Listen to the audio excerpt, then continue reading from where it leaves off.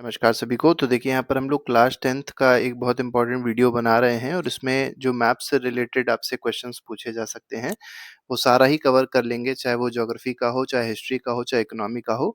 पूरा का पूरा हम लोग ने इसी में कंप्लीट कर लिया है, तो आपको कहीं और भटकने की ज़रूरत नहीं पड़ेगी। तो सबसे पहली चीज जो कहा गया है हम लोग के सिलेबस में वो है इंडियन नेशनल कांग्रेस के कुछ सेशंस जो इम्पोर्टेंट है। जैसे कलकत्ता का सेशन है, ये स्पेशल सेशन है, याद रखिएगा। ये 1920 का कैसा सेशन है, स्पेशल सेशन है। देखिए, जो सेशंस होते थे कांग्रेस के वो मेनली कब होते थे, दिसंबर में होते थे। और जो दिसंबर से पहले हो जाते थे उनको क्या कहते थे, स्पेशल सेशन कहते थे। ठीक है, इसी तरीके से नागपुर का भी सेशन है, वो दिसंबर 1920 में, मतलब ये स्पेशल नहीं था, ये नॉर्मल सेशन था। इसी तरीके से मद्रास का सेशन है 1927 का। ये मेन हमारे 3 कोर्स में दिए गए हैं। इसके अलावा सेकंड पॉइंट पे अगर आप देखेंगे तो यहाँ पर कुछ इंपॉर्टेंट सेंटर्स दिए गए हैं। इंडियन नेशनल मूवमेंट जो हुई है उसके कुछ इंपॉर्टेंट सेंटर्स हैं, जैसे चंपारण हो गया, खेदा हो गया, अहमदाबाद मिल वर्कर्स में जो मूवमेंट हुई थी वो हो गई, अमृतसर में जलियांवाला बाग इंसिडेंट हुआ था, ठीक है, तो उससे रिलेटेड यहाँ पर दिया गया है। और आखिरी हमारा डांडी मार्च जो कि कहाँ पर है, गुजरात में। तो सिविल डिसोबीडियंस मूवमेंट की स्टार्टिंग यहीं से हुई थी। तो किसी भी तरीके से आपसे क्वेश्चन पूछा जा सकता है, तो हम लोग एक एक करके देखते हैं कि क्वेश्चन कैसे पूछा जाएगा और कैसे हम लोग को ग्राफ पे प्लॉट करना है। ठीक है, तो सबसे पहला आपको दिखाई पड़ रहा होगा, जैसे ए पॉइंट जो दिया गया, ये आपको दिया गया जो जगह है रेड से जो मार्क करी गई है, कलकत्ता है। और कलकत्ता का जो इंडियन नेशनल कांग्रेस का सेशन हुआ था वो कब हुआ था, 1920 में हुआ था, लेकिन सितंबर में हुआ है। तो आपसे पूछा जा सकता है ऐसे क्वेश्चन कि 1920 का कांग्रेस का स्पेशल सेशन कब हुआ। ठीक है, कहाँ पर हुआ स्पेशल सेशन, आपको मान लीजिए कहा जाए तो स्पेशल सेशन आपको कांग्रेस का क्या करना है, बताना है। उसको ग्राफ पे, मतलब जो मैप है उस पे प्लॉट करना है। ठीक है, तो मैप पे आपको वेस्ट बंगाल दिखाई पड़ रहा है, वेस्ट बंगाल के बीचों बीच में आपको कलकत्ता दिखाई पड़ रहा है। यहाँ पर 1920 का कलकत्ता में स्पेशल सेशन हुआ था इंडियन नेशनल कांग्रेस का। ठीक है, तो पहला ये हो जाएगा। इसके बाद 1920 में भी फिर एक और सेशन हुआ है, ये स्पेशल सेशन नहीं है, जनरल सेशन है इंडियन नेशनल कांग्रेस का। ठीक है, तो ये आपसे जनरली मिली ऐसे ही पूछा जाएगा कि 1920 का जो नागपुर सेशन है उसको आप प्लॉट करिए। तो नागपुर यहाँ पर है, महाराष्ट्र में है। इस पॉइंट को आप नागपुर पॉइंट प्लॉट कर सकते हैं। ठीक है, इंडिकेट कर सकते हैं और ये आपका आंसर हो जाएगा। इसी तरीके से 1927 का सेशन दिए पूछा जा सकता है कि 1927 का जो इंडियन नेशनल कांग्रेस का सेशन है, ठीक है, आपको ये नहीं दिया जाएगा मद्रास सेशन, आपको ये दिया जाएगा कांग्रेस का 1927 का सेशन, प्लॉट करिए। ठीक है, अब आपको ये पता होना चाहिए कि 1927 का जो सेशन है वो कहाँ पर हुआ है, मद्रास में हुआ है। देखिए, जब भी स्पेशल सेशन बोला जाएगा 1920 का, तो यहाँ पर भी आपको ये नहीं दिया होगा कि ये कलकत्ता में है, कहाँ पे, ये आपको समझना है कि स्पेशल सेशन कहाँ पे हुआ था, कलकत्ता में हुआ था। तो आपको यहाँ पर कलकत्ता प्लॉट करना पड़ेगा। ठीक है, नॉर्मल सेशन अगर 1920 का पूछा जाए तो आप नागपुर प्लॉट करेंगे। इसी तरीके से मान लीजिए आपसे कहा जाए 1927 का सेशन कहाँ हुआ, तो आप इस मद्रास में उसको प्लॉट करेंगे। मद्रास कहाँ पर है, तो ये जो जगह है तमिलनाडु की है। तमिलनाडु में बिल्कुल आप देख सकते हैं, नॉर्थ वेस्ट पे आपको मद्रास देखने को, नॉर्थ ईस्ट पे आपको मद्रास देखने को मिल जाएगा। ठीक है, इसके बाद आते हैं, इसके बाद देखते हैं क्या क्या चीजें हैं। तो इसके बाद कुछ और छोटे छोटे से पॉइंट्स हैं जो हम लोग को पढ़ने हैं। जैसे यहाँ पर आपसे कहा जाएगा जलियांवाला बाग मैसेकर, ठीक है, या मान लीजिए आपसे कहा जाए कि रॉलेट एक्ट के अगेंस्ट जो एक सभा चल रही थी, ठीक है, जिसमें एक बहुत बड़ा हादसा हो गया था, कह सकते हैं इंसिडेंट हुआ 13 अप्रैल 1919 को। ठीक है, तो 13 अप्रैल 1919 की जो घटना हुई है वो आपको प्लॉट करनी है कि कहाँ पर हुई। तो आपको ये थोड़ा सा समझना पड़ेगा कि 13 अप्रैल 1919 को जो घटना हुई थी वो कौन सी हुई थी, तो वो हुई थी जलियांवाला बाग मैसेकर। और ये कहाँ पर हुआ था, अमृतसर में हुआ था। अमृतसर है कहाँ पे, तो अमृतसर है पंजाब में। ठीक है, याद रखिएगा, इंडिया के पंजाब में है। क्योंकि 2 पंजाब है, पाकिस्तान का पंजाब अलग है और इंडिया का पंजाब अलग है। तो यहाँ पर जो है ये आपका अमृतसर पड़ेगा। इसको आप यहाँ पर ऐसे प्लॉट कर सकते हैं। ये जो आपको जगह दिखाई पड़ रही है कौन सी है, ये आपका पंजाब है। ठीक है, इसके बाद आते हैं, इसके बाद देखिए क्या है, अमृतसर वाला हो गया, मतलब ये जलियांवाला बाग मैसेकर जो इंसिडेंट हुआ था उसके बारे में हम लोगों ने डिस्कस कर लिया। ठीक है, इसके बाद आते हैं जलियांवाला बाग के बाद चौरी चौरा केस। अब देखिए, चौरी चौरा जो कांड हुआ था, इसी में ही गांधी जी ने क्या किया था, नॉन कोऑपरेशन मूवमेंट को कॉल ऑफ कर दिया था। कॉल ऑफ मतलब होता है बंद कर दिया था, स्टॉप कर दिया था। तो आपको ये क्वेश्चन में दिया जा सकता है कि गांधी जी ने जिस इंसिडेंट के बाद, ठीक है, जिस इंसिडेंट के बाद गांधी जी ने क्या कॉल ऑफ किया, नॉन कोऑपरेशन मूवमेंट को कॉल ऑफ किया था जिस इंसिडेंट के बाद, उस इंसिडेंट की आप प्लेस लोकेट करिए। तो आपको ये समझना है कि किस इंसिडेंट के बाद कॉल ऑफ किया था।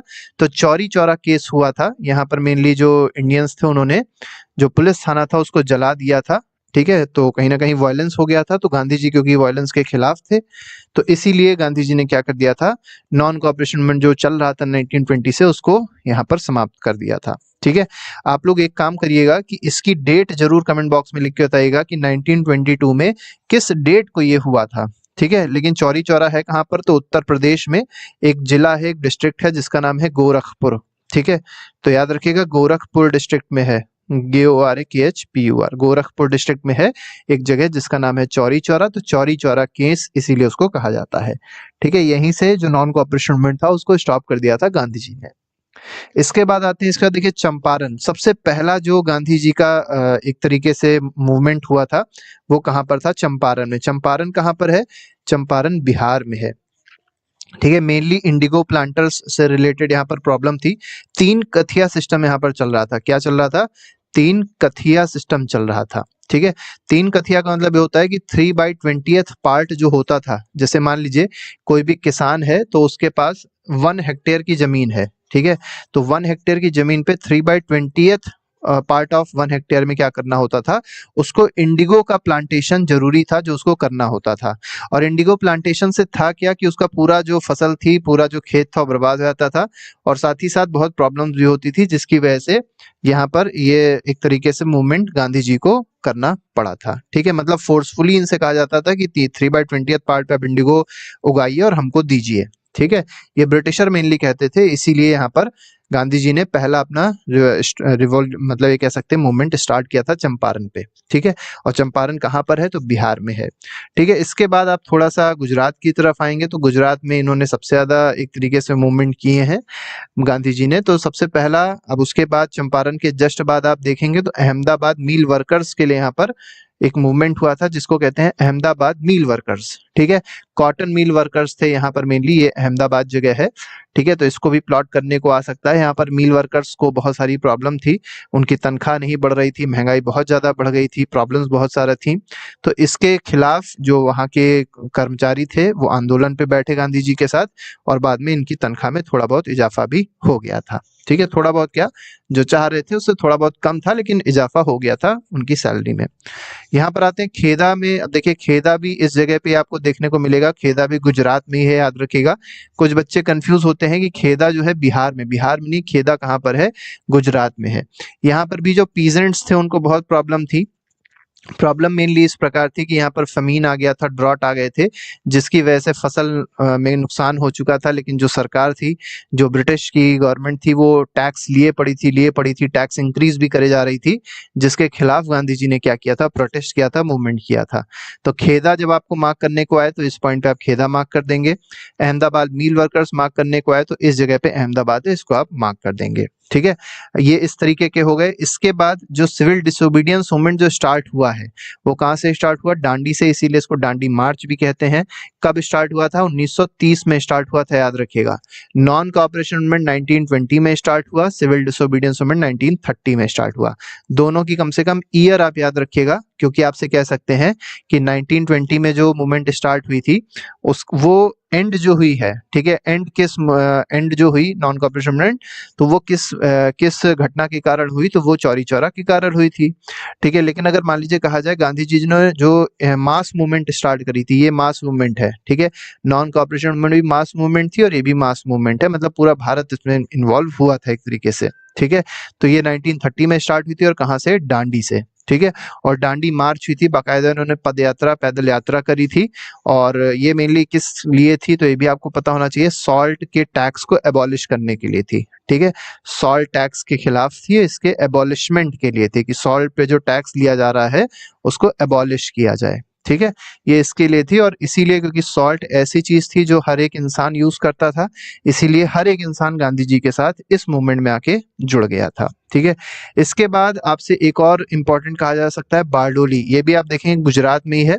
अब ये इम्पोर्टेंट क्यों बन जाता है, क्योंकि बारडोली जो सत्याग्रह है उससे रिलेटेड जो पर्सन है, जो पर्सनालिटी है, उनका नाम क्या है, सरदार वल्लभ भाई पटेल हैं, तो आपसे ये कहा जा सकता है कि सरदार वल्लभ भाई पटेल की जो सबसे बड़ी कैंपेन रही है वो कौन सी कैंपेन थी? नो टैक्स कैंपेन, मतलब ना टैक्स देने की यहाँ पर बात करी थी सरदार वल्लभ भाई पटेल जी ने। ठीक है, तो ये बारडोली सत्याग्रह है, यहाँ पर इन्होंने सत्याग्रह किया था जिसको कहते हैं बारडोली सत्याग्रह। इसके बारे में भी आपको प्लॉट करना पता होना चाहिए। भी गुजरात में ही है, बिल्कुल साउथ में आप देखेंगे गुजरात के, बिल्कुल महाराष्ट्र से टच हो रहा है। ये महाराष्ट्र है आपका, ये गुजरात है। ठीक है, तो महाराष्ट्र से टच होता आपको बारडोली दिखाई पड़ेगा। ठीक है, तो ये पहला ये जो मैप है, ठीक है, ये मैप हम लोग के पास है, मेजर सॉइल टाइप का मैप है। ठीक है, तो मेजर सॉइल टाइप में भी अगर आप देखेंगे तो हम लोग क्या करते हैं, नॉर्थ से किधर की ओर चलते हैं, साउथ की तरफ। तो सबसे पहले आप देख सकते हैं जम्मू कश्मीर लद्दाख वाला जो रीजन है, यहाँ पर अगर आप देखेंगे, लद्दाख को तो नहीं लेकिन जम्मू कश्मीर का जो मेनली रीजन है वहां पर आप देखेंगे तो माउंटेन्स कई सारे पाए जाते हैं। ठीक है, और माउंटेन्स की वजह से क्या होता है, यहाँ पर जो सॉइल पाई जाती है वो कैसी है, फॉरेस्ट एंड माउंटेन सॉइल पाई जाती है। ठीक है, एक बात याद रखिएगा कि लद्दाख में फॉरेस्ट नहीं पाए जाते हैं। ठीक है, लद्दाख में फॉरेस्ट नहीं पाए जाते हैं, तो लद्दाख में जो सॉइल पाई जाएगी वो माउंटेन सॉइल होगी। ठीक है, ये बात बहुत इंपॉर्टेंट है, आपको याद होनी चाहिए कि लद्दाख में जो सॉइल पाई जाती है वो माउंटेन सॉइल है, लेकिन जम्मू कश्मीर के पूरे एरिया में फॉरेस्ट के साथ साथ माउंटेनियस सॉइल भी पाई जाती है। ठीक है, लेकिन फिलहाल तीनों सबको कंबाइन करके बता दिया गया है। तो ये जो पूरा आपको इलाका दिखाई पड़ रहा होगा, इसमें आपके पास जम्मू कश्मीर भी आ जाएगा, लद्दाख भी आ जाएगा, साथ ही साथ हिमाचल प्रदेश है, थोड़ा बहुत रीजन अगर आप देखेंगे उत्तराखंड का भी है। तो ये सारे रीजन किसके हैं, तो ये सारे के सारे region mountainous and forest soil के दिए गए हैं। इसके बाद अगर थोड़ा सा नीचे की ओर आते हैं, अब ये जो सबसे ज्यादा मात्रा में जो भारत में सॉइल पाई जाती है वो इसके बाद गंगा प्लेन जो दिया गया है वो है। ठीक है, और यहाँ पर जो सॉइल पाई जा रही है, जो स्काई ब्लू से आप देख सकते होंगे, ये अलूवियल सॉइल है। ठीक है, ये अलूवियल सॉइल है, आप देख सकते हैं अलूवियल सॉइल जो है यहाँ से मेनली पंजाब के पास से स्टार्ट हो रही है, थोड़ा बहुत हिमाचल प्रदेश में पाई जाएगी। ठीक है, तो पंजाब हो गया, मेनली जो प्लेन एरिया है पंजाब हरियाणा, ठीक है, दिल्ली हो गई, ठीक है, राजस्थान का थोड़ा पार्ट हो गया, इसके बाद उत्तर प्रदेश हो गया, थोड़ा बहुत मध्य प्रदेश भी हो जाएगा। इन सब में क्या पाई जाती है, जैसे बिहार है, और यहाँ पर देखेंगे असम हो गया, असम का जो प्लेन एरिया है, और वेस्ट बंगाल है। ठीक है, तो इन सब में क्या पाई जाती है, अलूवियल सॉइल पाई जाती है। इसके बाद देखिए कुछ पोर्शन आप इधर देख सकते हैं नॉर्थ ईस्ट में। ठीक है, यहाँ पर नॉर्थ ईस्ट में भी जंगल वंगल ज्यादा है, इसलिए यहाँ पर भी अगर आप देखेंगे तो माउंटेन और फॉरेस्ट सॉइल यहाँ पे पाई जाती है। इसके बाद ये सिक्किम का इलाका है जो आपको दिया गया है, ये क्या है, सिक्किम है। ठीक है, और सिक्किम में भी आपको पता होगा बहुत ऊंची ऊंची पहाड़ियां हैं, बहुत ऊंचे ऊंचे पहाड़ हैं, इसी वजह से यहाँ पर जो सॉइल पाई जाती है वो भी कैसी है, फॉरेस्ट एंड माउंटेनियस है। ठीक है, तो इन दोनों जगहों पे फॉरेस्ट एंड माउंटेनियस है। लेकिन ये जो आपको पूरा एरिया दिखाई पड़ रहा है नॉर्थ ईस्ट का, अरुणाचल प्रदेश और आपको त्रिपुरा जो दिखाई पड़ रहा है, इधर का जो पूरा एरिया है, ठीक है, यहाँ पर कौन सी सॉइल पाई जा रही है, तो यहाँ पर रेड एंड येलो सॉइल पाई जाएगी। कौन सी सॉइल है, तो रेड एंड येलो सॉइल है। ठीक है, ये तो नॉर्थ ईस्ट का इलाका हो गया। आप अगर देखेंगे इधर की ओर भी आपको रेड एंड येलो सॉइल देखने को मिल रही है। अब ये इलाका कौन सा है, इसको थोड़ा सा देख लेते हैं। तो देखिए मध्य प्रदेश का कुछ रीजन हो जाएगा, उसके बाद उड़ीसा, आंध्र प्रदेश, तेलंगाना, ये सब जो है ये आपका कौन सा रीजन है, यहाँ पर रेड एंड येलो सॉइल पाई जाती है। इसके बाद अगर आप साउथ में जाएंगे तो साउथ में तमिलनाडु हो गया, केरला हो गया, बिल्कुल कोस्ट पे मत जाइए। कोस्ट पे जो सॉइल पाई जा रही है, क्योंकि कोस्ट पे क्या होते हैं, हिल्स होते हैं, तो यहाँ पर जो सॉइल पाई जाएगी वो कैसी होगी, लेटराइट होगी। ठीक है, तो इसलिए यहाँ पर जो सॉइल है वो कैसी है, लेटराइट है। ठीक है, तो लेटराइट यहाँ पाई जा रही है, हिल्स जहाँ होते हैं मेनली वहां पर लेटराइट सॉइल होती है, चाहे वो ईस्ट कोस्ट पे हो चाहे वो वेस्ट कोस्ट पे हो। तो वेस्ट कोस्ट पे तो नहीं कह सकते हैं, वेस्ट कोस्ट की थोड़ी सी जगह जो है, ठीक है, प्लेन वाली, यहाँ पर लेटराइट सॉइल पाए जाएंगे जहाँ पर हिल्स होंगे। ठीक है, यहाँ पर भी आप देख सकते हैं लेटराइट सॉइल पाया जा रहा है। ठीक है, इसके बाद ब्लैक सॉइल जो है ये हमारा पेनिनसुलर इंडिया जो है, ठीक है, मेनली मध्य प्रदेश हो गया, ठीक है, पोर्शन गुजरात के हो गए। ठीक है, ये सब जो एरिया है यहाँ पर कौन सी सॉइल पाई जाती है, ब्लैक सॉइल पाई जाती है। और आपको पता होगा ब्लैक सॉइल का एक और नाम है, इसको रिगर सॉइल भी कहते हैं। ठीक है, रिगर सॉइल या रिगर सॉइल बोला जाए। ठीक है, और इसी को ब्लैक कॉटन सॉइल भी कहा जाता है। ठीक है, तो आपसे अगर किसी तरीके से क्वेश्चन पूछा जाए कि ब्लैक कॉटन सॉइल मार्क करके बताइए कहाँ पर है, ठीक है, या रिगर सॉइल पूछा जाए कहाँ पर है, या ब्लैक सॉइल सिंपल पूछ लिया कहाँ पर है, और ब्लैक सॉइल को क्या कहते हैं, सेल्फ प्लोड सॉइल भी कहते हैं। ठीक है, सेल्फ प्लोड सॉइल भी इसको कहा जाता है, ये भी आप याद रखिएगा। ठीक है, तो जितने भी फैक्ट्स हैं सॉइल से रिलेटेड वो हम आपको बता दे रहे हैं। ठीक है, इस सॉइल में मेनली अगर आप देखेंगे कॉटन का प्रोडक्शन सबसे अच्छा होता है। अच्छा क्या होता है, कॉटन इसी में मेनली प्रोड्यूस होता है। ठीक है, ये हो गया। इसके बाद अगर आप देखेंगे तो एरिड सॉइल की बात करें, एरिड का मतलब ऐसे एरियाज होते हैं जहां पर जो रेनफॉल है बहुत कम होती है, 25 सेंटीमीटर से भी कम जहां रेनफॉल होती है वहां पर जो सॉइल होंगे वो एरिड सॉइल होंगे। और मेनली आप देख सकते हैं जो राजस्थान का वेस्ट राजस्थान एरिया है ये पूरा कैसा है, एरिड सॉइल से रिलेटेड एरिया है। तो यहाँ पर कैसी सॉइल पाई जाएगी, एरिड सॉइल पाई जाएगी। ठीक है, आप इस तरफ जब देखेंगे, ठीक है, ईस्ट कोस्ट पे अगर आप देखेंगे तो ईस्ट कोस्ट पे जो सॉइल है, ठीक है, बिल्कुल ईस्ट कोस्ट पे, ये कैसी है, तो ये अलूवियल सॉइल है। कैसी सॉइल है, अलूवियल सॉइल है। ठीक है, तो इस तरीके से हम लोग ने पूरा ये सॉइल का एरिया देख लिया, कौन सी सॉइल कहाँ पाई जाती है। इसके बाद अगर हम लोग देखें, इसके बाद हमारे पास क्या है, तो जैसे यहाँ पर हमने आपको बताया था कई सारे डैम्स हैं। अब डैम्स हमने आपको बताए थे कि नॉर्थ से हम लोग साउथ की तरफ चलेंगे और जितने डैम्स है वही डैम्स हम लोग ने यहाँ पर लिए हैं। तो सबसे पहले देख लेते हैं सलाल प्रोजेक्ट को देख लेते हैं। तो सलाल प्रोजेक्ट अगर देखा जाए तो ये जो आपको पोर्शन दिखाई पड़ रहा है कौन सा है, सलाल प्रोजेक्ट है, जम्मू एंड कश्मीर में पड़ेगा। ठीक है, तो यहाँ पर सलाल प्रोजेक्ट है और ये जम्मू कश्मीर का रीजन है। ठीक है, तो सबसे नॉर्थ में अगर आपसे पूछा जाए डैम कौन सा है तो आप सलाल कहेंगे। टिहरी डैम आप देखेंगे भागीरथी रिवर पे है, ये कहाँ पर है, उत्तराखंड में है। टिहरी यहाँ पर है जो डॉट लगा हुआ है। इसके बाद राणा प्रताप सागर डैम है। राणा प्रताप आपको पता होगा कहाँ के थे, तो ये राजस्थान के थे। ठीक है, इसीलिए इनके नाम पे पड़ा है राणा प्रताप सागर डैम। ठीक है, तो ये इस पॉइंट पे लाई करता है। इसके बाद थोड़ा और साउथ में आएंगे, हीराकुद डैम है। ये कौन सी नदी पे है, तो ये महानदी पे है। ठीक है, किस पे है, महानदी पे है। ठीक है, और ये कहाँ पर है, उड़ीसा में है। और ये जो पोर्शन आपको दिखाई पड़ रहा है किसका है, उड़ीसा का है। नागार्जुन सागर जो डैम है, ठीक है, नागार्जुन सागर जो डैम है ये सबसे इंपॉर्टेंट डैम है क्योंकि पहले ये आंध्र प्रदेश में आता था लेकिन अब ये किस में आता है, तेलंगाना में। ये जो जगह आपको दिखाई पड़ रही है कौन सी है, तेलंगाना है। ठीक है, कौन सी है, तेलंगाना है। ठीक है, तो इस तरीके से ये जो नागार्जुन सागर डैम है इसकी भी आपको लोकेशन पता होनी चाहिए। कोयना डैम है, कोयना रिवर पे है और ये कहाँ पर है, महाराष्ट्र में है। ठीक है, आपको हम इसीलिए लोकेशन भी बता दे रहे हैं। ठीक है, जिससे आपको इंडिकेट करने में, पॉइंट करने में आसानी हो जाए। इसके बाद बात आती है तुंगाभद्रा डैम। ये जो आपको एरिया दिखाई पड़ रहा होगा तुंगाभद्रा, यहाँ पर ये जो पॉइंट है सेंटर पे है बिल्कुल तुंगाभद्रा डैम। ठीक है, अब ये किस रिवर पे है पहले तो आपको ये पता होना चाहिए। तो ये कौन सी नदी पे है, तो ये जो नदी है उसका भी नाम क्या है, तुंगाभद्रा ही है। तो यहाँ पर आप देख सकते हैं जो जगह है कर्नाटका है। ठीक है, कभी कभी ये सीधे सीधे पूछ लिया जाता है कि तुंगाभद्रा डैम जो है ये कहाँ पर लोकेटेड है, तो आप कहेंगे कर्नाटका में लोकेटेड है। और साथ ही साथ किस नदी पे है, तो रिवर का नाम है तुंगाभद्रा। ठीक है, इसके बाद टिहरी हमने आपको बता ही दिया था, भागीरथी पे है।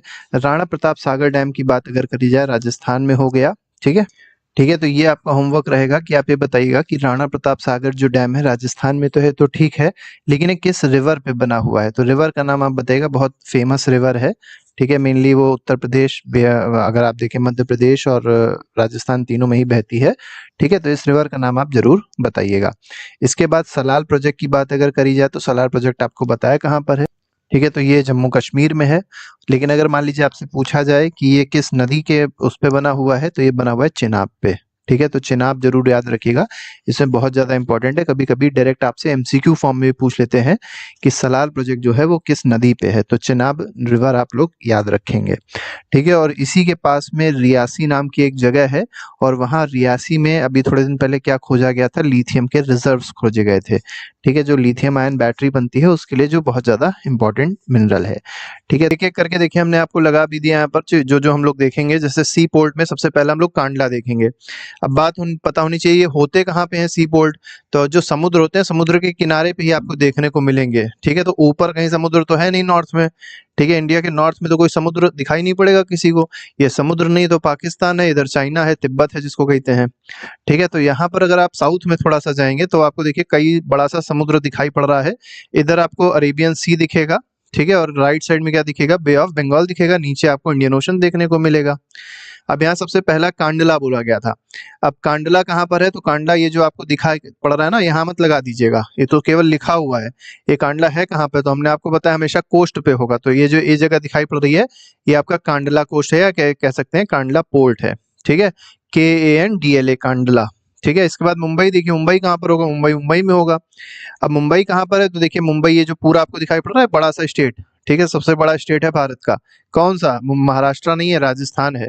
और राजस्थान ये नहीं है, ये तो मध्य प्रदेश है। ये राजस्थान आपको यहाँ पर दिखाई पड़ रहा है, राजस्थान है। ठीक है, ये एमपी है, मध्य प्रदेश। यहाँ पर कोई पोर्ट वोर्ट आपको नहीं देखने को मिलेगा। ठीक है, हालांकि यहाँ पर एयरपोर्ट है, लेकिन एयरपोर्ट जब कहा नहीं गया तो काहे के लिए बताएं।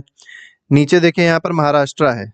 ठीक है, ये महाराष्ट्र में ही आपको इसकी कैपिटल देखने को मिलेगी मुंबई, और मुंबई पे ही पोर्ट है जिसका नाम क्या है, मुंबई पोर्ट भी इसको बोल सकते हैं, और इसको जवाहरलाल नेहरू पोर्ट भी बोला जाता है। ठीक है, तो आपसे अगर जवाहरलाल नेहरू पोर्ट पूछा जाए कहाँ पर है, तो ये नहीं कि कुछ भी लिख के चले आए, यहाँ पर आपको मुंबई पे ही लगाना है इसको, क्योंकि जवाहरलाल नेहरू पोर्ट को ही क्या कहते हैं, मुंबई पोर्ट कहते हैं। इसके बाद देखो भैया, इसके बाद कहा गया मारमा गांव, फिर से वही मारमा गोवा वाली नौटंकी। ठीक है, तो मारमा गोवा नहीं है, मारमा गांव है। तो ये जो महाराष्ट्र हो गया, और नीचे क्या हो गया, कर्नाटका हो गया। अब महाराष्ट्र और कर्नाटका के बीच में दबा हुआ कौन आपको छोटा सा दिख रहा होगा, ये गोवा। अब गोवा में ही छोटा सा और देखेंगे तो क्या दिखाई पड़ेगा, मारमा गांव या मारमा गोवा, जो पढ़ लीजिए। ठीक है, तो ये आपका हो जाएगा मारमा गांव। ठीक है, इसके बाद आते हैं, इसके बाद देखते हैं कौन सा पोर्ट है। तो ये देखिए कौन कौन से हो गए, कांडला हो गया, मुंबई हो गया, मारमागांव हो गया। अब न्यू मैंगलोर, अब मैंगलोर जो है बिल्कुल आपके वेस्ट में दिखाई पड़ेगा। ठीक है, थोड़ा सा नीचे आ जाइए, कर्नाटका में ही थोड़ा सा साउथ में जब आप देखेंगे तो देखिए यहाँ पर नाव बनी हुई है ना। अब नाव वही दिखा रही है कि वो पोर्ट है। ठीक है, आपको नाव नहीं बनानी है एग्जाम में, नहीं कि नाव बना के चले जाए, नाव नहीं बनानी है, केवल एक डॉट लगाइएगा और यहाँ लिख दिएगा भैया न्यू मैंगलोर पोर्ट है। ठीक है, इतने से काम हो जाएगा। ठीक, इसके बाद देखिए कोची कहा गया है। कोची का अगर आप पहले नाम देखेंगे तो कोचीन था, अब इसका नाम कोची हो गया है। ठीक है, कोची कहाँ पर है, कोची थोड़ा सा आप और साउथ में आ जाइए। ठीक है, तो कोची आपको देखने को मिल जाएगा कहाँ पर है, केरला में है। तो ये जो आपको जगह दिखाई पड़ रही है, ये कोची है। देखिए स्पेलिंग हर जगह अलग अलग दी रहती है, यहाँ कोच्चि लिखी हुई है, तो KOCHI केवल आप पढ़िए, KOCHI कोच्चि। ठीक है, या देख लेते हैं यहाँ क्या दी गई है, जो दी गई हो वही देखिएगा। तो किसी कोची दी हुई है, वैसी को पढ़िए। ठीक है, अब यहाँ पर क्यों मैप में KOCCHI दी हुई है फर्जिम। ठीक है, केवल बच्चों को परेशान करने के लिए सब नौटंकी की जाती है, वो सब आपको नहीं पढ़ना। केवल याद रखिए कोची कहाँ पर है, केरला में, जो आपको दिखाई पड़ रहा होगा छोटा सा साइड में है। ठीक है, ये क्या है, केरला है, और केरला में जो पोर्ट है उसका नाम क्या है, कोची है। ठीक है, इसका कोई अलग से नाम नहीं है, केवल कोची ही आपसे पूछा जाएगा। इसके बाद आते हैं, कोची के बाद देखिए कौन सा है, तो देखिए टूटीकोरिन। अब टूटीकोरिन और साउथ में आ जाइए। ठीक है, साउथ में तो आइए लेकिन राइट साइड में मुड़ जाइए इधर की ओर। ठीक है, तो कोची हो गया, कोची के राइट साइड, मतलब यहाँ पर आपको जो स्टेट बड़ा सा दिखाई पड़ रहा है, तमिलनाडु है। ठीक है, अब यहाँ पर जो आपको दिखाई पड़ रहा है, सबसे अगर पूछा जाए सदर्न मोस्ट पोर्ट कौन सा है, तो सदर्न मोस्ट अगर आपसे पोर्ट पूछा जाएगा तो आपको टूटीकोरिन ही देखने को मिलेगा, याद रखिएगा इसको। ठीक है, तो सदर्न मोस्ट सबसे साउथ में अगर कोस्ट मतलब ये पोर्ट पूछा जाएगा, कोस्ट नहीं पोर्ट। ठीक है, जो सी पोर्ट है वो कौन सा है, ये आपका टूटीकोरिन है। अब एक चीज अगर मान लिया वो पूछ लिया है कि टूटीकोरिन जो है वो कौन से ओशन पे है, तो इंडियन ओशन पे है, भी आपको पता होना चाहिए। ठीक है, क्योंकि हमने आपको बताया था वेस्ट में आपको दिखाई पड़ेगा अरेबियन सी, ईस्ट में दिखाई पड़ेगा वेस्ट बंगाल, और साउथ में क्या है, इंडियन ओशन है, श्रीलंका के पास में ही है। ठीक है, इसके बाद देखिए देखिए टूटीकोरिन हो गया। ठीक है, कोची हो गया। इसके बाद चेन्नई पे आता है। चेन्नई कहाँ पर होगा, तमिलनाडु में ही चेन्नई होगा, लेकिन चेन्नई थोड़ा सा ऊपर है। तो ये आपने देखा था टूटीकोरिन, टूटीकोरिन के थोड़ा सा नॉर्थ में आ जाइए, आपको यहाँ पर चेन्नई देखने को मिल जाएगा। तो चेन्नई पोर्ट है यहाँ पर। ठीक है, तो ये जो दिखाई पड़ रहा है दिस इज चेन्नई पोर्ट। इसके बाद आते हैं, इसके बाद कहा गया विशाखापट्टनम, बहुत इंपॉर्टेंट पोर्ट है। ठीक है, अगर आप विशाखापट्टनम की इंपॉर्टेंस जानना चाहते हैं तो हम लोग ने कल जो मैप का एक वीडियो बनाया था मिनरल्स वाला, तो उसमें आप इसकी इंपॉर्टेंस समझ सकते हैं। ठीक है, तो ये जो दिया गया है ये आंध्र प्रदेश है। ठीक है, कभी कभी ये भी पूछ लेते हैं कि बताइए जो पोर्ट आंध्र प्रदेश में हो कौन सा है। ठीक है, 4 ऑप्शन दिए होंगे तो विशाखापट्टनम है, याद रखिएगा। ठीक है, तो विशाखापट्टनम पोर्ट है कहाँ पर, आंध्र प्रदेश में। अब ये जो दिखाई पड़ रहा है हैदराबाद, अब हैदराबाद नहीं कि आप आंध्र प्रदेश लाके चले, गलत हो जाएगा। हैदराबाद कहाँ पर है, तेलंगाना में है। ठीक है, 2014 से टूट गया था आंध्र प्रदेश, जो था 2 पार्ट में विभाजित हो गया था, एक हो गया था आंध्र प्रदेश और दूसरा हो गया था तेलंगाना। चलिए कमेंट बॉक्स में लिख के बताइएगा कि आंध्र प्रदेश की कैपिटल अब क्या है। ठीक है, अब पहले जो कैपिटल थी वो अब थोड़ी ना रहेगी, क्योंकि हैदराबाद कहाँ चला गया, हैदराबाद तो चला गया तेलंगाना में। तो अब जो आंध्र प्रदेश की कैपिटल है वो आप लोग कमेंट बॉक्स में जरूर लिख के बताइएगा कि अब क्या है। ठीक है, फिलहाल हम लोग आगे बढ़ते हैं। तो विशाखापट्टनम बता दिया आंध्र प्रदेश। पारादीप आइए, अब इसको चाहे पारादीप पढ़े या पाराद्वीप पढ़े, दोनों बात एक ही है, यहाँ कंफ्यूजन नहीं होनी चाहिए। ठीक है, कुछ जगह पारादीप लिखा होता है, कुछ जगह पाराद्वीप लिखा होता है। पाराद्वीप कहाँ पर है, उड़ीसा में है। ठीक है, अब यहाँ पर दिखाई पड़ रहा होगा जो एक और आंध्र प्रदेश के जस्ट ऊपर जो स्टेट है वो उड़ीसा है। ठीक है, अब यहाँ पर भी देखिए कोस्ट पे कौन सा कोस्ट है, मतलब जो पोर्ट है उस पोर्ट का नाम है पाराद्वीप। इसके बाद आते हैं हल्दिया पूछा गया। अब हल्दी ऐसा हल्दिया, अब हल्दिया कहाँ पर है? हल्दिया भी थोड़ा ढूंढेंगे तो ये सुभाष चंद्र बोस एयरपोर्ट के पास में आपको दिखाई पड़ जाएगा। ठीक है, तो ये जो पोर्ट है कौन सा है? हल्दिया पोर्ट है।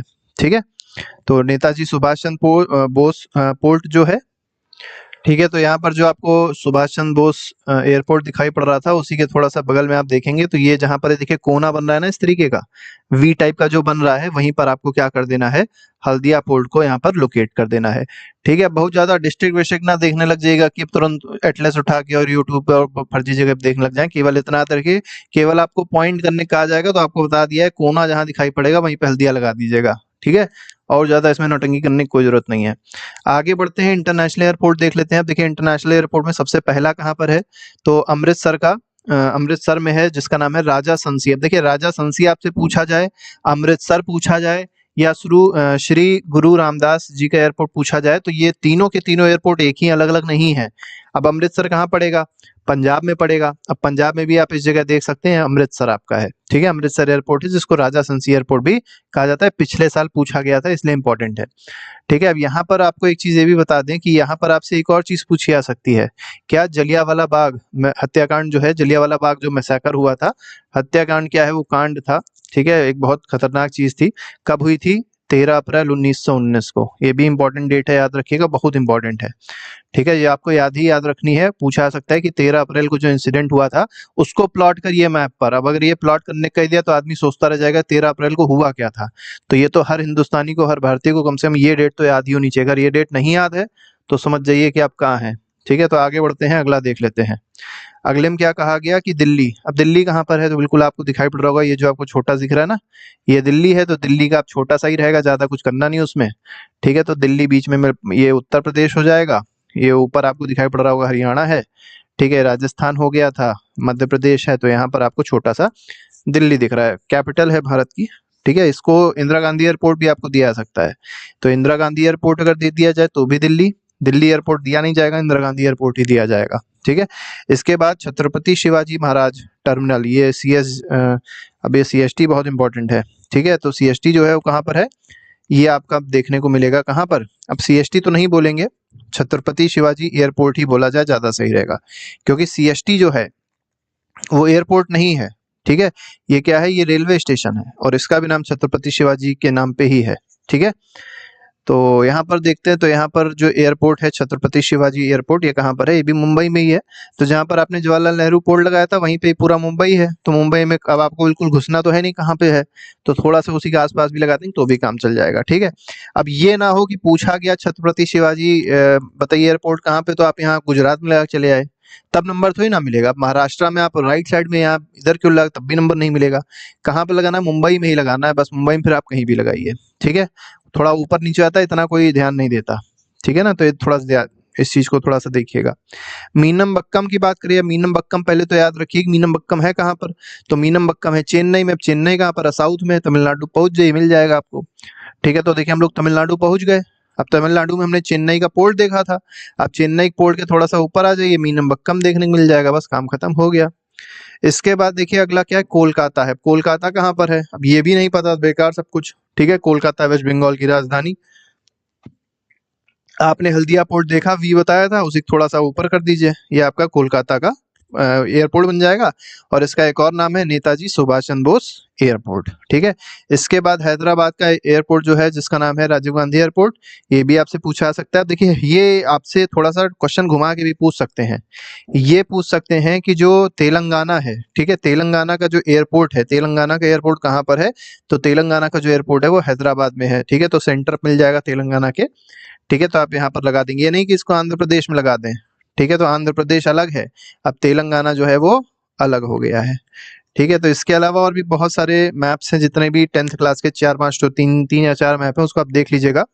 प्लेलिस्ट में लगा दिया गया है, सारा का सारा आपका रिवीजन उससे आसानी से हो जाएगा। कोई चिंता करने की बात नहीं है, सब लोग अच्छे से पेपर दीजिएगा। सभी को गुड लक। ठीक है, थैंक यू। नमस्कार सभी को। तो देखिए यहाँ पर हम लोग class 10th mineral and energy resources का मैप वर्क देखेंगे और ये जो है ये आपके सीबीएसई बोर्ड में जो क्वेश्चंस आएंगे हम लोग सीधे सीधे केवल उसी को देखेंगे और ज़्यादा मैप वर्क यहाँ पर नहीं डिस्कस करेंगे, ठीक है।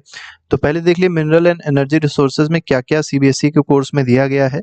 तो जैसे आयरन और माइंस, सबसे पहली चीज़ तो ये है कि आयरन और माइंस को आपको प्लॉट करने को आएगा। उसमें मयूरभंज है, दुर्ग है, बैलाडीला है, बेलारी है और कुद्रेमुख है।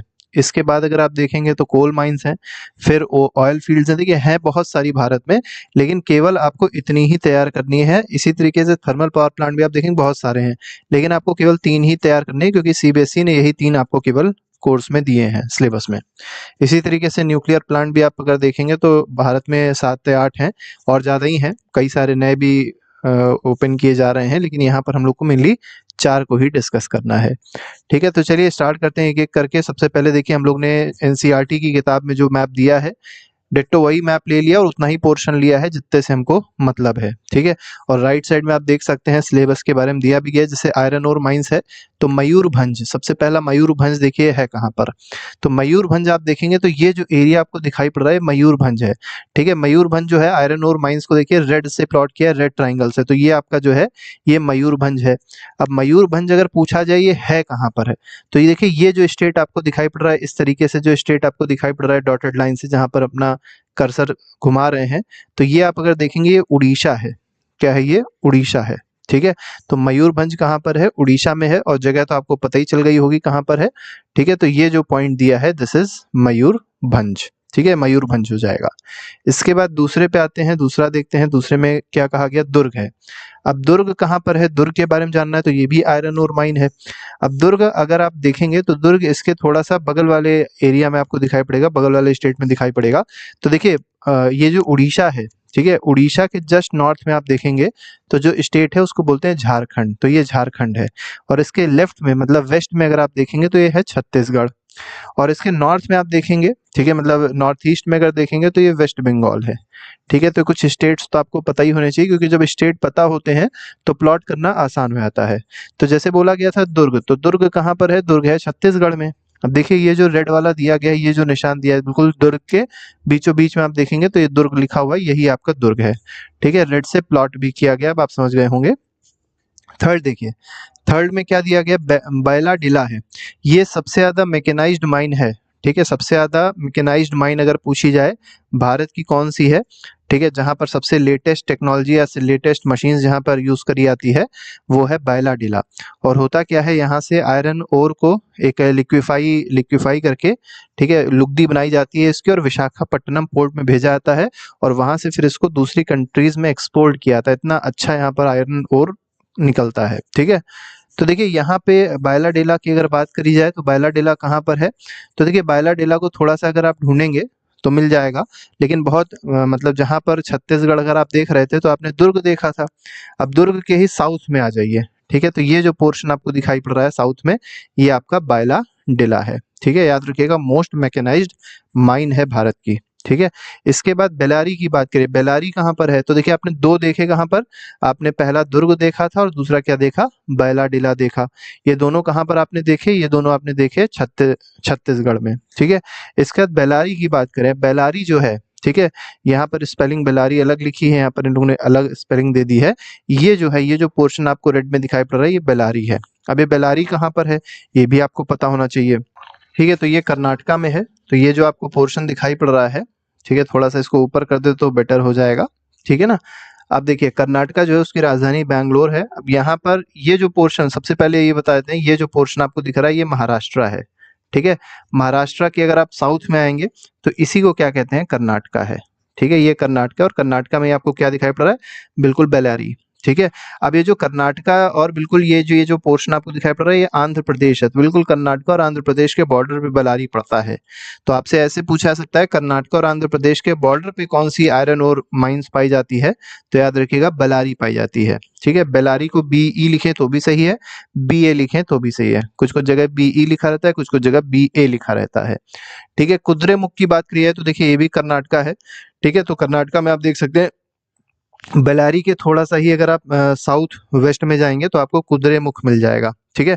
कुद्रे का मतलब अगर आप देखेंगे तो कुद्रे का मतलब होता है आयरन, ठीक है, आयरन का घोड़ा, ठीक है, हॉर्स ऑफ आयरन, और उसके मुख की यहाँ बात करी जा रही है, तो मतलब एक तरीके से ये कह सकते हैं कन्नड़ भाषा में है ये।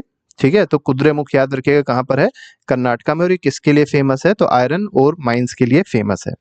ठीक है, क्योंकि एमसीक्यू फॉर्म में आपसे ये मैप पर पूछा जा सकता है कि कुद्रेमुख जो है ये माइंस किसके लिए फेमस है, तो आपको याद रखना ये आयरन ओर के लिए फेमस है। ठीक है, यहाँ आयरन ओर बनता है, मतलब यहाँ पर आयरन ओर को ये कह सकते हैं माइनिंग करी जाती है, निकाला जाता है जमीन के नीचे से।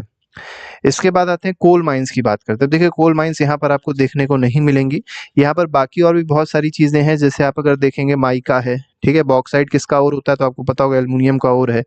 ठीक है, मैंगनीज है, ठीक है, आयरन ओर फील्ड्स हैं, और एक्सपोर्टिंग पोर्ट्स हैं, तो इस पे अभी हम लोग को फिलहाल नहीं रहना है। जैसे एक्सपोर्टिंग पोर्ट में हमने आपको बताया था कि विशाखापट्टनम एक बहुत इंपॉर्टेंट एक्सपोर्टिंग पोर्ट है। ठीक है, ये याद रखिएगा फिलहाल, लेकिन बाकी और आपको ज्यादा इसमें नहीं जाने की जरूरत है, क्योंकि नहीं पूछा जाएगा आपसे। ठीक है, ये थोड़ा सा देख लीजिए कि माइका थोड़ा सा ऐसा पड़ता है क्योंकि भारत में सबसे ज्यादा प्रोडक्शन माइका का होता है। ठीक है, तो माइका अगर आप देखेंगे तो इधर राजस्थान के एरिया जैसे अजमेर हो गया, बेवार हो गया, इधर गया जो बिहार में है, ठीक है, हजारीबाग झारखंड में है, तो यहाँ सब में बहुत ज्यादा माइका प्रोड्यूस होता है। ठीक है, इसके बाद अगले पे आते हैं। पहला हम लोग ने देख लिया आयरन ओर माइंस। अब सेकंड जो बी पॉइंट है उसमें देखिए कोल माइंस दी गई। अब हम लोग कोल माइंस देखेंगे। ठीक है, कोल माइंस में कौन कौन सी माइंस देखनी है, तो पहले रानीगंज देखनी है। अब रानीगंज, अभी एक थोड़े दिन पहले पिक्चर भी आई थी अक्षय कुमार की रानीगंज, जिसमें पिक्चर का नाम भी रानीगंज था, तो जिसने देखी होगी उसको इसके बारे में बहुत अच्छे से पता होगा कि ये कोल की माइंस थी, इसमें कुछ लोग फंस गए थे। उस पिक्चर में ऐसे ही कुछ दिखाया गया है, मैंने भी नहीं देखी लेकिन देखूंगा जरूर आज ही कल में। ठीक है, तो वेस्ट बंगाल में है, पहली चीज तो याद रखिए। अब वेस्ट बंगाल हमने आपको बताया था, ये जो आपको पूरा पोर्शन दिखाई पड़ रहा है ये पूरा वेस्ट बंगाल का है। तो वेस्ट बंगाल में आप देख सकते हैं यहाँ पर आपका रानीगंज आपको देखने को मिल जाएगा। ठीक है, तो ये है बिल्कुल रानीगंज। ठीक है, रानीगंज अगर आप देखेंगे तो ये झारखंड और बिल्कुल इसके बॉर्डर पे है वेस्ट बंगाल के। ठीक है, इसके बाद बोकारो की बात करिए, बोकारो कहाँ पर है, तो बोकारो और झरिया ये दोनों अगर आप देखेंगे तो ये झारखंड में है। ठीक है, बिहार से कट के निकला था झारखंड। ठीक है, तो बोकारो, ये बोकारो हो गया। ठीक है, और ये आपका हो गया झरिया। झरिया नाम से पता चल रहा है झारखंड में होगा, और बोकारो भी याद रखिएगा झारखंड में ही है। ठीक है, तो रानीगंज हो गया वेस्ट बंगाल, और बोकारो और झरिया का कहाँ हो गया, झारखंड में हो गया। इसके बाद तीसरा आपको याद रखना है तलचेर। अब तालचेर कहाँ पर है, तो ये उड़ीसा था, हमने आपको बताया था जो पोर्शन दिया है उड़ीसा है। ठीक है, इसके बाद ये जो पोर्शन आपको दिखाई पड़ रहा है ये आंध्र प्रदेश है। ठीक है, ये तेलंगाना है। ठीक है, थोड़ी थोड़ी चीजें कम से कम आपको मैप में पता होनी चाहिए तो अच्छा रहता है। ठीक है, तो उड़ीसा में ही बिल्कुल सेंटर पे आप देख सकते हैं तालचेर है, और ये किसके लिए फेमस है, तो ये कोल माइन है। ठीक है, कोल माइंस के लिए फेमस है। ठीक है, और अगर भारत में पूछा जाए कोल सबसे ज्यादा कौन से रॉक में पाई जाती है, तो एक ही रॉक है, गोंडवाना रॉक। ठीक है, तो गोंडवाना रॉक्स में ही हमारे यहाँ कोल पाई जाती है, याद रखिएगा। ठीक है, और बाकी आयरन ओर की बात करी जाए या कोई और मेटालिक ओर की बात करी जाए तो मेनली धारवाड़ चट्टानों में पाई जाती है, धारवाड़ जो रॉक्स हैं वहां पर पाई जाती है। ठीक है, ये याद रखिएगा दोनों बातें।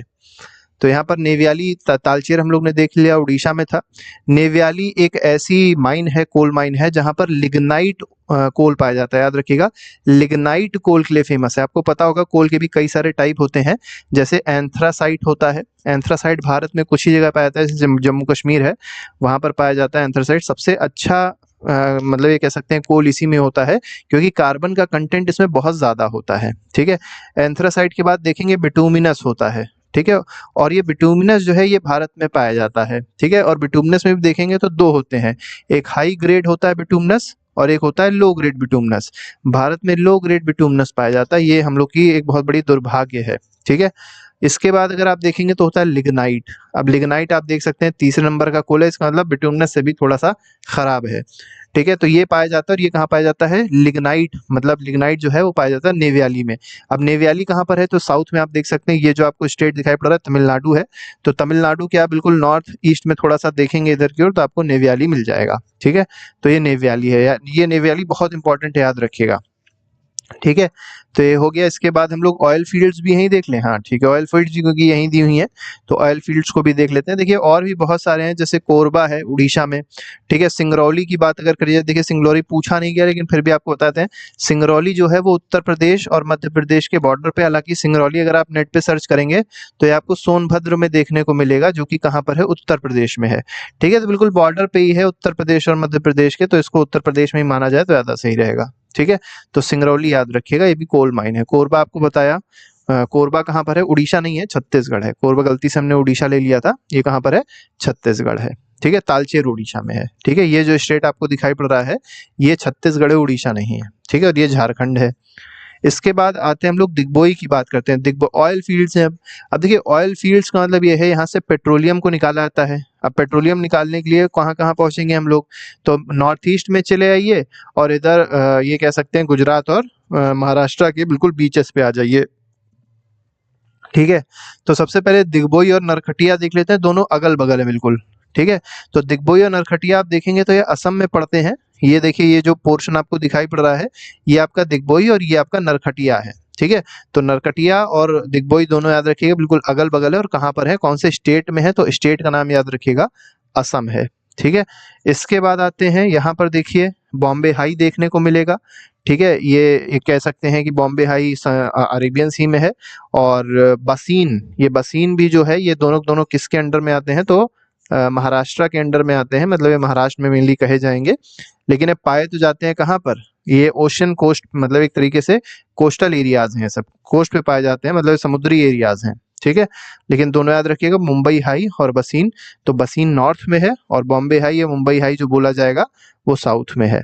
इसके बाद दो और हमको देखने हैं ऑयल फील्ड्स। देखिए यहाँ पर दिया गया है, दिखा देते हैं आपको, क्योंकि सिलेबस के हिसाब से ही चल रहे हैं। तो अगर आप देखें तो यहाँ पर देखिए हमने आपको बताया दिग्बोई बताया, नरखटिया बताया, दोनों दोनों कहाँ पर थे? असम में थे। ठीक है, असम की राजधानी आप लोग कमेंट बॉक्स में लिख के बताइएगा कि इसकी कैपिटल क्या है। ठीक है, इसके बाद बॉम्बे हाई और बसीन देखा हम लोग ने, महाराष्ट्र के कोस्ट पे है बिल्कुल। अब कलोल और अंकालेश्वर देख लेते हैं। देखिए बहुत पूछा आता है कि अंकालेश्वर किस स्टेट में है। तो कलोल और अंकालेश्वर अगर आप देखेंगे तो ये कलोल है। ठीक है, और इसके साउथ में आप देखेंगे तो अंकालेश्वर दिखेगा। तो ये जो कलोल और अंकालेश्वर है ये दोनों ये जो दिखाई पड़ रहा है ना, गुजरात में है। कहाँ पर है? गुजरात में है। ठीक है, तो ये गुल्फ ऑफ खंबत है, ये गुल्फ ऑफ कच्छ है। ये भी थोड़ा सा पता होना चाहिए आपको। ठीक है, तो ये सारी चीजें थी जो हम लोग ने डिस्कस करी। और देख लेते हैं अगर कोई हो तो। हाँ, अभी थर्मल और न्यूक्लियर पावर प्लांट बचे हैं, इसको भी देख लेते हैं। देखिए थर्मल और न्यूक्लियर पावर प्लांट, थर्मल तो बहुत सारे हैं भारत में। जैसे आप जितने भी डॉट ब्लैक ब्लैक देख पा रहे होंगे सब थर्मल पावर प्लांट हैं। लेकिन हमको मेनली पता कौन से होने चाहिए? 3 पता होने चाहिए। नामरूप, ठीक है, नामरूप ये असम में है, ये जो दिखाई पड़ रहा है आपको ये नामरूप हो गया। कहाँ पर है? असम में है। असम के ऊपर आप देखेंगे तो जो एरिया दिखाई पड़ रहा है ये अरुणाचल प्रदेश है। ठीक है, अरुणाचल प्रदेश है ये। ठीक है, इसकी राजधानी ईटानगर है। सिंगरौली अगर आप देखेंगे, सिंगरौली कहाँ पे है? तो अभी हमने आपको बताया था सिंगरौली थर्मल पावर प्लांट जो है वो यूपी ए हो गया और ये हो गया एमपी। ठीक है, इन दोनों के बॉर्डर पे है, लेकिन यहाँ पर बिल्कुल ऐसे लगाया गया है तो बिल्कुल बॉर्डर पे ही लगाइएगा। आपसे अगर पूछा जाए किस स्टेट में है तो आप बोल सकते हैं उत्तर प्रदेश के सोनभद्र डिस्ट्रिक्ट में है। ठीक है, लेकिन ये पूछा नहीं जाएगा, आप फिलहाल याद रखिएगा दोनों के सेंटर पे लगा दीजिएगा, यूपी और मध्य प्रदेश के बॉर्डर पे लगा दीजिएगा इसको। इसके बाद रामगुंदम की बात करी जाएगी कि रामगुंदम कहाँ पे है। तो रामगुंदम भी एक बहुत इंपॉर्टेंट थर्मल पावर प्लांट है। अब ये कहाँ पे है? तो देखिए हमने इसलिए आपको इतना बड़ा मैप दे दिया है जिससे आप सारे और भी देख सकें, केवल ये ना देख लीजिएगा कि इतना ही क्या है। लेकिन ये आपको इंपॉर्टेंट बता दे रहे, रामगुंदम आप अगर देखेंगे तो दिख जाएगा इसमें आपको। ठीक है, बस रामगुंदम का आपको करना क्या होगा, थोड़ा साउथ में आना पड़ेगा। तो ये हमने आपको बताया था ये आंध्र प्रदेश है, ये आप देखेंगे कर्नाटका है। ठीक है, ये जो छोटा सा दिखाई पड़ रहा है ये हमारा गोवा है। ठीक है, पता होगा सबको गोवा के बारे में। इसके बाद ये जो आपको पोर्शन दिखाई पड़ रहा है बताया हमने आपको उड़ीसा है। ठीक है, तो जो आंध्र प्रदेश के ऊपर है ये आपका क्या है? तेलंगाना है। ठीक है, याद रखिएगा तेलंगाना है, कर्नाटका ना मान लीजिएगा इसको। तो कोट्टागुंदम। ठीक है, अब यहाँ पर देखिए क्या बोल, रामगुंदम बोला गया ना, कोट्टागुंदम नहीं रामगुंदम है। तो रामगुंदम इस जगह पे आपको दिखाई पड़ रहा है। ठीक है, तेलंगाना में। ठीक है, कोट्टागुंदम भी वहीं पे है, विजयवाड़ा जो है आंध्र प्रदेश में है।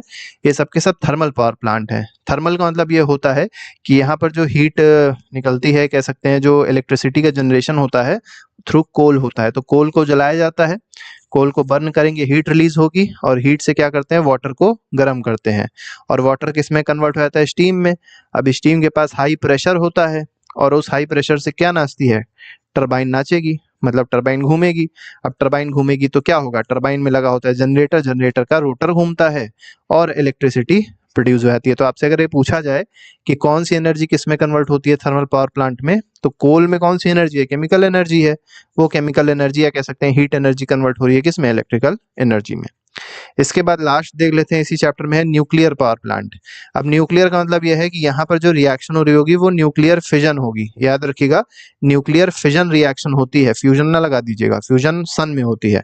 फिजन का मतलब होता है कि एक बड़ा न्यूक्लियस है, दो छोटे छोटे न्यूक्लियस में उसका ब्रेकडाउन होगा तो जो एनर्जी रिलीज होती है that is called nuclear energy या न्यूक्लियर फिजन, उस प्रोसेस को कहते हैं। अब न्यूक्लियर फिजन में अगर आप देखेंगे तो पहली बात तो याद रखिए जो फ्यूल यूज किया जाता है वो फ्यूल कौन सा होता है, यूरेनियम होता है, ठीक है। लेकिन यूरेनियम जो है बड़ा महंगा है, भारत में पाया भी नहीं जाता, तो हम लोग को क्या करना पड़ता है, इंपोर्ट करना पड़ता है। भारत में अगर पूछा जाए कौन सा न्यूक्लियर फ्यूल पाया जाता है तो पाया जाता है थोरियम, ठीक है, ये याद रखिएगा थोरियम पाया जाता है भारत में। और थोरियम जो है वो किस मिनरल में पाया जाता है, तो मोनाजाइट सैंड आपसे पूछा सकता है कि मोनाजाइट जो है, मोना स्पेलिंग गलत हो गई, फिर से लिख देते हैं, मोनाजाइट सैंड में ये पाया जाता है थोरियम, ठीक है। अब ये बात हो गई। अब लेकिन हम लोग के पास कोई टेक्नोलॉजी ऐसी है नहीं जिससे हम लोग थोरियम से इलेक्ट्रिसिटी को, मतलब न्यूक्लियर फिजन करके इससे इलेक्ट्रिसिटी को जनरेट कर सकें, तो हम लोग किस पे भी डिपेंडेंट है, यूरेनियम पे डिपेंडेंट है। तो अब एक एक करके देख लेते हैं। नरोरा की बात अगर करी जाए तो नरोरा यूपी में है। तो देखिए यहाँ पर भी आप देखेंगे स्पेलिंग थोड़ी सी अलग अलग आपको देखने को मिलेगी, यहाँ पर NARORA यही सही है और यहाँ पर नरौरा लिखा हुआ है, तो बात सही है। बुलंदशहर में है, उत्तर प्रदेश में, आप देख सकते हैं बिल्कुल ऊपर थोड़ा सा आ जाइएगा, ये यूपी है, ठीक है। तो नरौरा कहाँ पर है, यूपी में है और ये बुलंदशहर डिस्ट्रिक्ट में है, ठीक है। ककरापारा की बात अगर करी जाएगी तो ककरापारा कहाँ पर है, तो ककरापारा के लिए आपको गुजरात में आना पड़ेगा। तो इस गुजरात पे बिल्कुल ये जो बड़ा सा आपको दिखाई पड़ रहा है बिल्कुल हम लोग के वेस्ट में, ठीक है, वेस्टर्न मोस्ट स्टेट है ककरापारा, बिल्कुल आप देख सकते हैं ये ऑरेंज से बना हुआ है, ये आपका ककरापारा न्यूक्लियर पावर प्लांट है। तारापुर के लिए आपको महाराष्ट्र में आना पड़ेगा। तो महाराष्ट्र में भी आप देख सकते हैं बिल्कुल नॉर्थ में, कोस्ट साइड पे ही है और नॉर्थ में है, ठीक है। ये तारापुर है आपका, ठीक है, कोस्ट पे ही है, याद रखिएगा, ठीक है। कोस्ट पे इसलिए रखते हैं क्योंकि होता क्या है कि इससे जब वाटर रिलीज होता है तो उसका टेम्परेचर बहुत ज़्यादा हाई होता है, तो उसको कहीं ना कहीं रिलीज करने के लिए कुछ जगह चाहिए। तो सबसे अच्छी जगह क्या हो सकती है, समुद्र ही हो सकता है। इसलिए मेनली क्या करते हैं, न्यूक्लियर पावर प्लांट जब भी बनाया जाता है तो समुद्र के आसपास ही बनाया जाता है। कलपक्कम कहाँ पर है, तमिलनाडु में है। ये भी देखिए यहाँ पे भी वो चीज़ अप्लाई हो जाएगी, ठीक है। कलपक्कम जो है तमिलनाडु में है, ये जो आपको दिखाई पड़ रहा है कलपक्कम है, ये जो स्टेट है तमिलनाडु है और ये जो स्टेट है ये क्या है, केरला है, ठीक है। ये आपको पता होना चाहिए कम से कम। ये कर्नाटका हो गया, आंध्र प्रदेश हो गया, ठीक है, ये महाराष्ट्र हो गया, ठीक है ना। तो ये सारी चीजें थी जो हम लोग ने डिस्कस करी अभी। इसके अलावा और भी चैप्टर के जो मैप है वो हम लोग ने प्लेलिस्ट में लगाए हैं, आप लोग प्लेलिस्ट देख लीजिएगा और अपना रिवीजन अच्छे से कर लीजिए। बाकी और किसी टॉपिक में कोई प्रॉब्लम होगी तो आप मैसेज में, कमेंट में बता दीजिएगा, आपकी प्रॉब्लम को सॉल्व कर दिया जाएगा, ठीक है। तो अभी के लिए फिलहाल नहीं, thank you very much, good bye, Jai Hind.